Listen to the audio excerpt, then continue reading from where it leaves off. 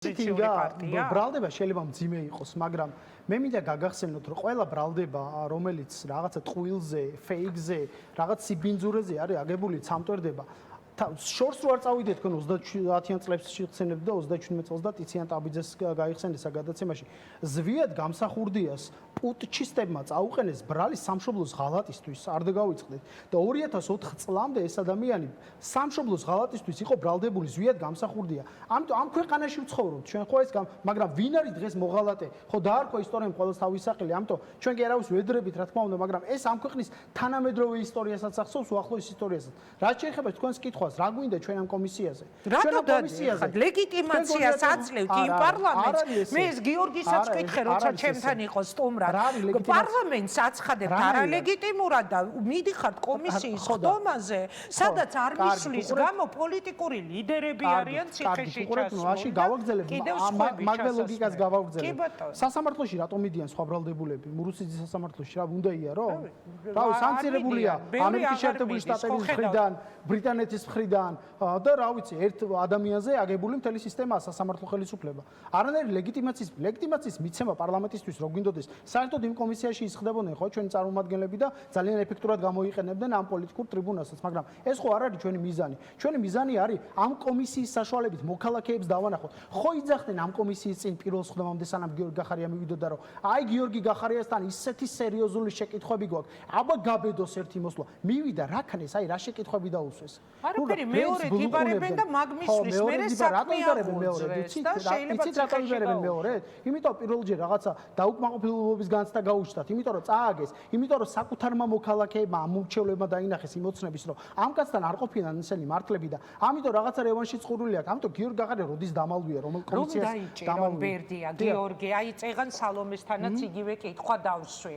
რომ დაიჭირო, ანუ ყველას ბოლო დღის ამბებს ყვები მარტო სამშობლოს წინააღმდეგ უცხო ქვეყნის სასარგებლოდ იქ რაღაც ფინანსების მოვლენას სიგიჟეებში აღარ შევა.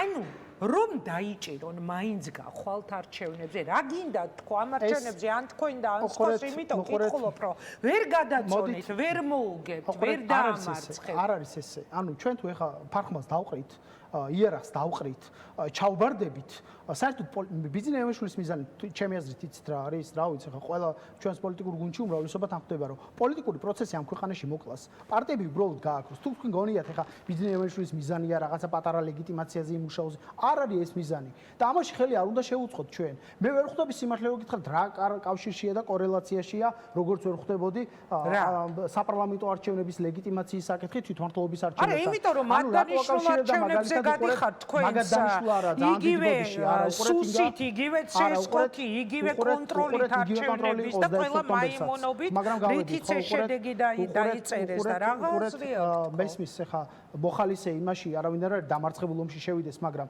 ბრძოლაზე უარი ყოველთვის არის ჩაბარება მტრისთვის და მე ამას არ ვაპირებ. ეს არის ბრძოლის ერთ-ერთი ინსტრუმენტი, რომელიც არც ივანიშვილის მოწყალება, არც ყოლბახიძის და არც იმის პრეზიდენტად გამოცხადებული ადამიანის გვარი არ მახსოვს.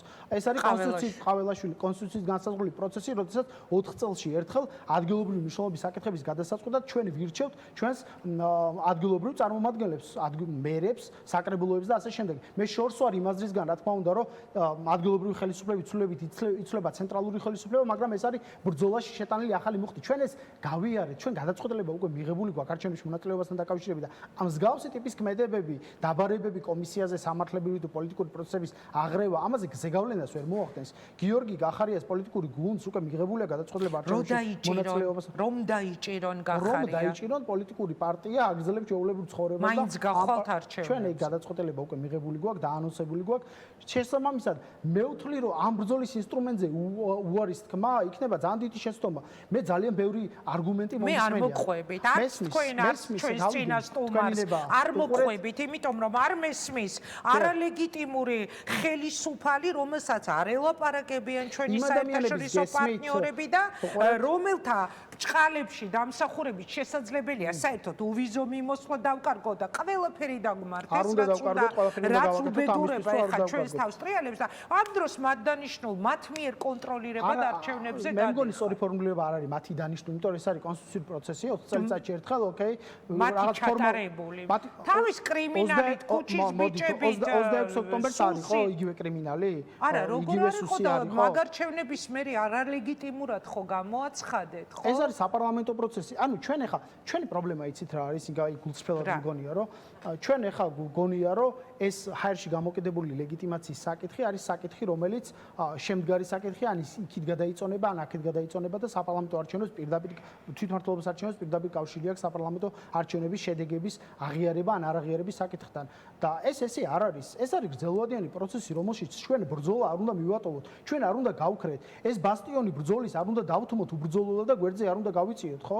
ანუ ეს თუ გავაკეთეთ ჩვენ მერე რა ვშვებით? პროტესტი კარგია, 200 დღეა რო იკეტება, ქეთს ვიხრი იმ ადამიანების წინაშე, ვინც აი ყოველდღიურ გმირობას შადიან, სამოქალაქო გმირობას, როდესაც საკუთარი უსაფრთხოების, თავისუფლების უსაფრთხოების ხარჯზე კეტავენ რუსთაველს. ეს პროტესტი უნდა კი არ შეიკუმშოს, როგორც ახლა იკუმშება, ახლა ობიექტურად შევხედოთ ამ ყველაფერს, ხო? ეს პროტესტი უნდა გაიზარდოს, ახალი ბრძოლის არეალები უნდა მიეცეს ამ პროტესტს და რატო უშლის თვითმმართველობის არჩევნებში მონაწილეობა და ყველაზე საკვანძო მთავარი საკითხი, რომელიც მე მაწუხებს, კარგი თქვათ, მოგყვებით იმ ლოგიკაში ადამიანებო, რომლებიც იძახით, რომ აი ეს არჩევნებში მონაწილეობა არ არის სწორი ქმედება. მე ვარ ეგეთი ადამიანი, აი აგიზია. არიან ადამიანები, რომლებიც მაგალითად მეორე მხარეს მოღალატეებს ეძახიან ამის გამო. ხო გინახავთ ეს აქტივისტების ნაწილი და ნაცების ბაბლი, რომლებიც ოცნება რო გეძახით მოღალატეებს, ისეთი უნდა რაღა ეგ აქტივისტები გაიცნო. ხო და რითი რაღაცა სხვაობა ხო უნდა არსებობდეს მათ შორის. განსხვავებული აზრის გამო შეიძლება რუსი დამიძახო მე, იმიტომ რომ არჩევნებში მონაწილეობა შეიძლება სწორად მიმაჩნდეს პოლიტიკურად.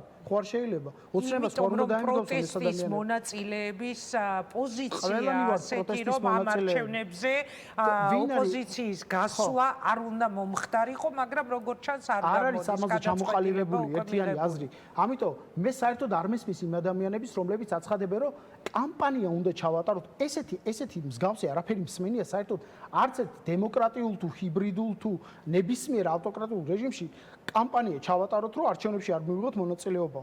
კი ბატონო, მოგყვებით ლოგიკაში. მე რა ხდება 5 ოქტომბერს თქვენ რა რეალობას თავაზობთ ამ ქვეყანას? ხელისუფლებას როგორ ცვლით? ერთი ამბობს რაღაცა იქ გამოსულა და ვამხობთო. მეორე ამბობს მე ვერ წარმომიდგენია. ანუ კი ბატონო, თქვენი სცენარი შესთავაზეს, გააკეთეთ თქვენი გასაკეთებელი. მე ეს მიმაჩნია სწორად. ამიტომ ჩვენ თუ ეხა ერთმანეთს დაუპირისპირდებით ამ ამბავში, ვიღაც რაღაც აზრები გაიყოფა, ერთი ნაწილი ბოიკოტს გამოუცხადებს არჩევნებს, მეორე ნაწილი შევა. ეს ვისი ინსტრუმენტი შეიძლება იყოს, ხო? ოცნების სასარგებლო ინსტრუმენტი შეიძლება იყოს. ბიზნესს აწყობს და ამიტომ გაჩნდა ეს კითხვები, ხო? რომელი აწყობს ბიზნესს? ბედია. რომ შესვლა არჩევნებში თუ არ შესვლა, თქვენ როგორ გონია? შემოდიან პარტიები, რომლებმაც აგერ მანდატები დაყარეს საპარლამენტო და კიდე მე ვარ არალეგიტიმური, არ მოbrunდება არ იტყვი. პირიქით, ან იტყვის რომ აი ამ არჩევნებში არ მონაწილეობენ ეს ადამიანები და შეიძლება არ საწყობდეს მოსვლა. მე ხა დამაჯერებელ პროცენტს დავიწერ, მათ შორის ისეთ პროცენტს, რომელიც შემდეგ თუ გამოვაცხადე მე და ჩავატარე რიგარიში არჩევნები, საკმარისი იქნება იმისთვის, რომ საერთოდ საკონსტიტუციო უმრავლესობა ავიღო. ხო შეიძლება ეს ლოგიკაც ავთ, ესენი არიან მარგინალები, ესენი არიან ქუჩის ოპოზიცია. მანდატებზე უარი თქვეს, პოლიტიკური ტრიბუნა არ გამოიყენეს, საკრებულოებში უარი თქვეს, ესენი ხალხის დაკვეთას არ პასუხობენ. ამათ არ უნდათ ხალხზე მუშაობა, ამათ უნდათ რევოლუცია, ქუჩაში დგომა. შეიძლება ამას ლეგიტიმობის საფუძველი სიტყვას ამ რევოლუცია. აი რაღაცა ბოლო პერიოდში ჩემს გადაცემებში ხშირად მიწევს ამაზე საუბარი. რევოლუცია აჯანყება უკაცრავად ეხა.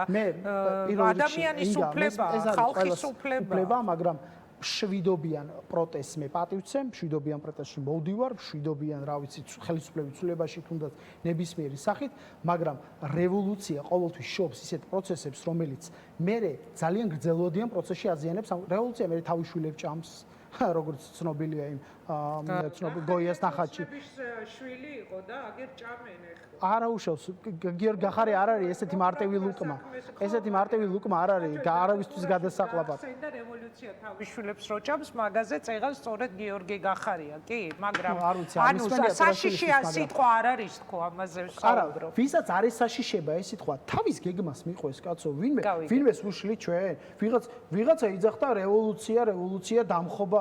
ეს ადამიანი ერთი წლის წინ პირდებოდა თავის ლიდერს ციხიდან გამოხსნას და ის ვერ გაუკეთებია. ისე რომელი პროტესტის სახელით არა მაქვს კონკრეტულ ადამიანების სახელებს და გვარებს ეხა არც მინდა რომ დავწრულმანდი ამ დონემდე, მაგრამ არავინ არ აგიგრძალათ ეს. გააკეთეთ თქვენი გზით წადით და ჩვენ რაც სწორი მიგვაჩნია საზოგადოების და კომუნიკაციის საშუალება მოგვეცით, ისე რომ აი ეს ბინძური ბრალდებები არ გააჟღეროთ, რასაც თქვენი პირიდან აჟღერებთ. ბერდია, ძალიან დიდი მადლობა. ისე ელოდებით რომ ციხეში წავა თქვენი ლიდერი.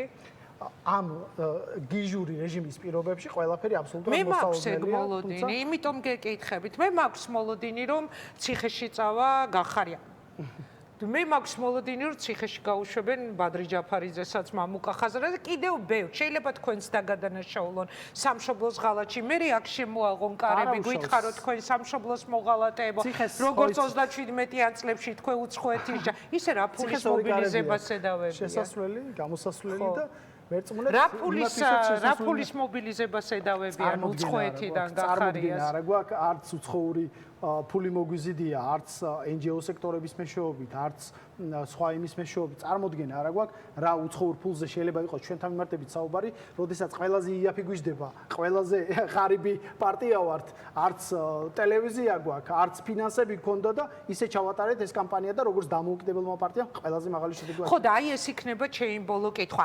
ანუ ეს ოპონენტების რეპუტაციის განადგურებისთვის ამ არჩევნებზე ჭირდებათ, როგორც გარეჯი საქართველოა იყო აი ამ ტიპის კამპანია, ეს უსამშობლოები თუ უცხო ქვეყნის ჯაშუშები და მოღალატეები თუ მართლა ელოდებით რომ შეიძლება გისოსებში აღმოჩნდეს. ყველაფერია მოსალოდნელი, ეხა ამ ადამიანის გონებაში დილას რა დაიბადება და დღის განმავლობაში რა დავალებებს მიცემს სხვას და აი ხა კობახიძის თავში რომელიც სხვათა შორის საოკუპაციო ხაზთან ნამყოფიც არ არის და იმ ადამიანების ტკივილით ერთი დღით არ უცხოვრია, ერთი საათი არ უცხოვრია, საუბრობს დღეს საოკუპაციო ხაზ. ამიტომ ამ ადამიანებისგან გამორიცხული არაფერი არ არის, თუმცა ჩვენი ბრძოლა, ჩვენი პოლიტიკური დაწყებული ბრძოლა არ გაჩერდება.